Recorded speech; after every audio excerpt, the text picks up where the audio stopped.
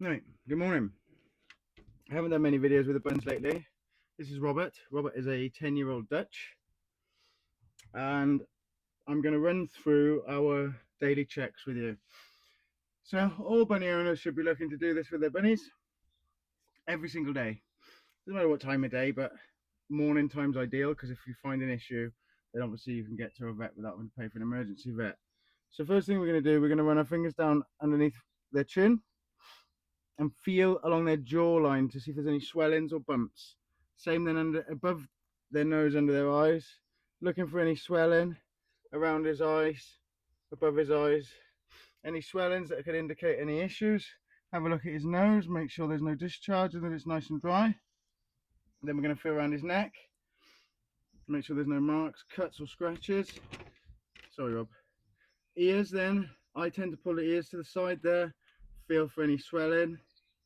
Again, to the side, feel for swelling. This area here, especially with lop-eared bunnies, this is where you'll get an ear-based abscess. So there's a small sort of lump there anyway with their natural anatomy. But if you notice that there's a lump there that's increasing in size, that would indicate an ear-based abscess. Same with any issues along swelling along the jawline, top or bottom, that would indicate that there could be dental issues there.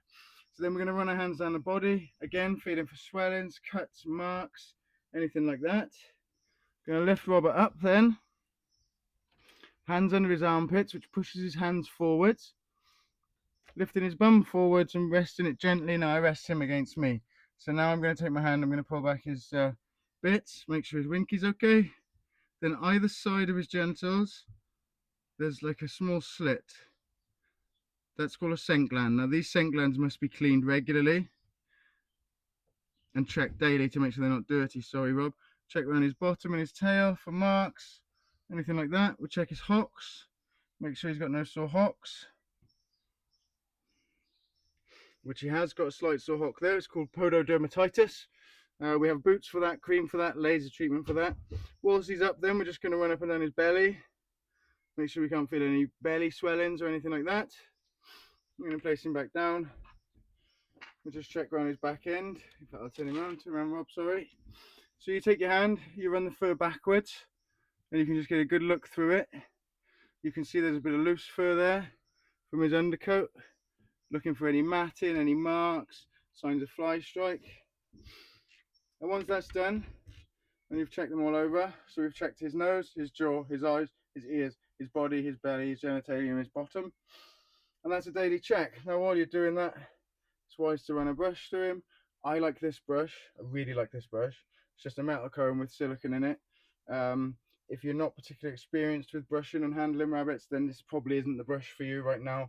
A rubber, softer brush would be far more beneficial for Bunny and for yourself. For me, I like this because it just, even when you don't see much of the loose hair, because of the rubber on it, it pulls all the under loose hair out because it sticks to the rubbery bit.